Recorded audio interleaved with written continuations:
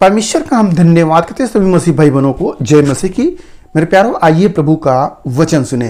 तो आपको पता होगा कि इस्राएली जो मिस्र से निकलते हैं तो 40 वर्ष तक परमेश्वर उन्हें क्यों घुमाता फिराता रहता है? इसका क्या राज है? परमेश्वर ने जो वायदा का देश बोले थे कि मैं दूंगा, जिस देश में मधु और दूध की धाराएं बहती है, वह देश मैं तुझे दूंगा। तो परमेश्वर क्यों लेट कर रहे हैं? इसका कारण क्या है? तो उस वचन को आप सुने। जब सुनेंगे तभी आपको इसका मतलब समझ में आएगा कि यह क्या वजह था। तो मैं वचन को पढ़ता हूं। गिनती की किताब अध्याय 14 और वचन 34। जितने दिन तुम उस देश का भेद लेते रहे, अर्थात 40 दिन, उसकी गिनती के अनुसार दिन पीछे 1 वर्ष, अर्थात 40 वर्ष तक तुम अपने अधर्म का दंड उठाए रहोगे। तब तुम जान लोगे कि मेरा विरोध क्या है। हालेलुया। यहाँ पर वचन मिला कि जितने दिन 40 दिन तक वो लोग भेद लेते रहे।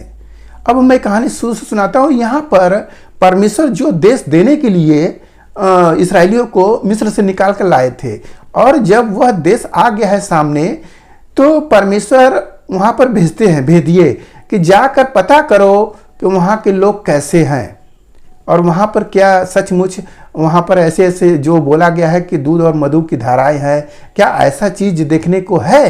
तो जाओ।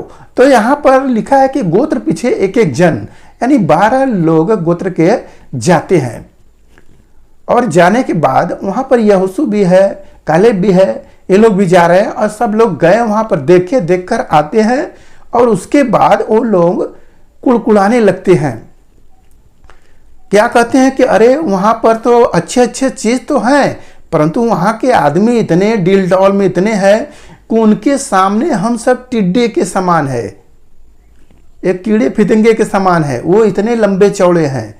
क्या हमको यहोवा हमको मिस्र से इसलिए निकाल लाया कि हमारे बाल बच्चे, हमारी स्त्रियां लूट में चली जाए? इस प्रकार का कुड़कुड़ाने लगे, कहने लगे कि आओ हम सब अपना एक नेता चुनकर अब हम लोग मिस्र को लौट जाए।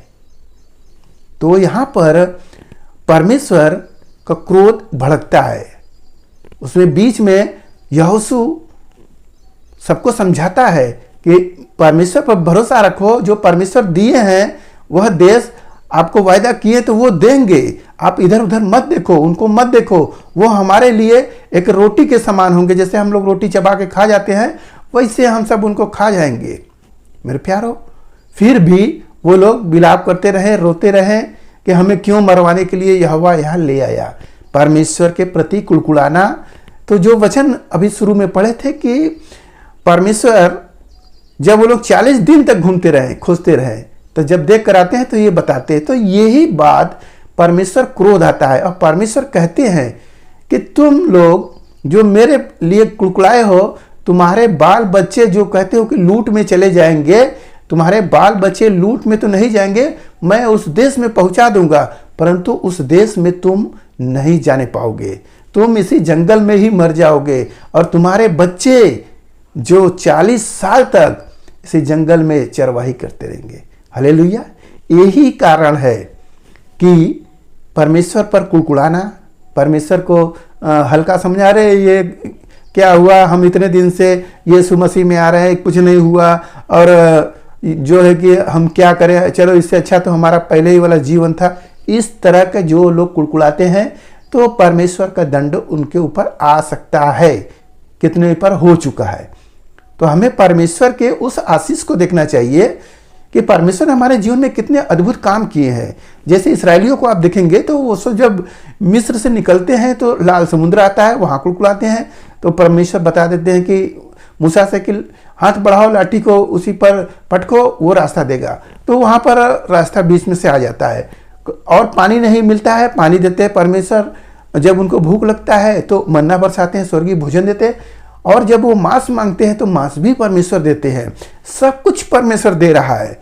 यहाँ तक कि बीमारियां आती है, लोगों को सांप काटते हैं, वो भी प्रभु बचाते हैं, रास्ता बताते हैं। सब कुछ कर रहे हैं प्रभु, और जिस देश में तुम्हें पहुंचाना चाहते हैं तुम कुड़कुड़ाते हो। जैसे किसी को कहा जाए कि आपको परमेश्वर अनंत जीवन देगा, तो तुम क्या कहोगे? कहने वाले तुच्छ लोग जो होंगे, अरे कुल तो स्वर्ग नरक इसी जगह है, वहां क्या है? तो ऐसे कुड़कुड़ाने वाले लोग इसी जगह तड़पेंगे। ऐसे हमें नहीं करना चाहिए। परमेश्वर हमें चुन रहे हैं और परमेश्वर हमें अपनी विधियों को सिखा रहे हैं, बता रहे हैं, चला रहे हैं, खिला रहे हैं, पिला रहे हैं, पाल पोस कर हमको बढ़ा रहे हैं। इस पर ध्यान देना चाहिए। हालेलुया। मेरे प्यारो, परमेश्वर आपको इसलिए बुलाए हैं कि तुम्हें वह देश दूं जो हमारा अनंत जीवन है। जैसे इस्राएलियों को दिए, जानते वहां पर कौन गया? जितने भी लड़के थे वो सब गए, परंतु जो पुराने टाइम के जितने लोग मिस्र से निकल कर आए थे वो सब मरे। केवल दो लोग जाते हैं उस देश में, पुराने वाले में, बाकी लोग मर गए। हालेलुया। केवल कौन? कालेब, यहोशू, यही दो लोग परमेश्वर की आज्ञाओं में ठहरते हैं, बाकी लोग समाप्त हो जाते हैं। तो हम इस वचन से समझ लेते हैं कि परमेश्वर के विरुद्ध हमें कुड़कुड़ाना नहीं चाहिए। जो परमेश्वर हमें चला रहा है, फिरा रहा है, उस पर हमें ध्यान देना चाहिए कि परमेश्वर हमें बचा रहा है, रक्षा रखवाली कर रहा है। तो हमें उस परमेश्वर के विरुद्ध नहीं, बल्कि परमेश्वर जैसे कहते हैं अपने वचन के अनुसार वो चलाते चाहते हैं तो हम चले भी। हालेलुया। तो मेरे प्यारो, आज के इस वचन से आपको पता हो गया कि परमेश्वर के विरुद्ध चलने पर हमें दंड मिल सकता है। और इस्राएली 40 साल तक क्यों जंगल में टहरते रहे? बीत गए उनके 100, उसी में सड़ गए, मर गए। क्यों ऐसा हुआ? उनके परमेश्वर के विरुद्ध कुड़कुड़ाने की वजह से। यही कारण था कि वो 40 साल, नहीं तो रास्ता थोड़े ही दिनों का था, 3-4 दिन या हफ्ता या 10 दिन का ही था, कुछ दिन का रास्ता था। परंतु उन लोगों के गलती के कारण वो लोग 40 साल तक घूमते फिरते रह गए। मेरे प्यारो, तब भी परमेश्वर, लिखा है कि उनके जूते का जो जूता भी नहीं फटा, उनके कपड़े भी मैले नहीं हुए, उनके पाँव भी नहीं थके, तब भी वो चलते ही रहे। हालेलुया। तो ये परमेश्वर का सामर्थ है। परंतु उस देश में जो वायदा का देश है वहाँ नहीं जा पाते हैं। सभी लोग इसी जगह बीमारी में ऐसे ऐसे करके मर जाते हैं। हालेलुया। तो मेरे प्यारो, आज के इस वचन से जो कुछ मिला उस पर ध्यान करें। प्रभु आपको आशीष देंगे। आइए आपके लिए प्रार्थना करें। मान परमेश्वर, माँ का धन्यवाद करते इस मिश्रा आज के दिन प्रभु जो ये वचन मिला, जितने सुने प्रभु उन्हें आशीष मिले, उनके घर परिवार में सुख शांति बनी रहे, सभी लोग भले चंगे रहे। धन्यवाद करते हुए प्रार्थना यीशु मसीह के नाम में, आमीन।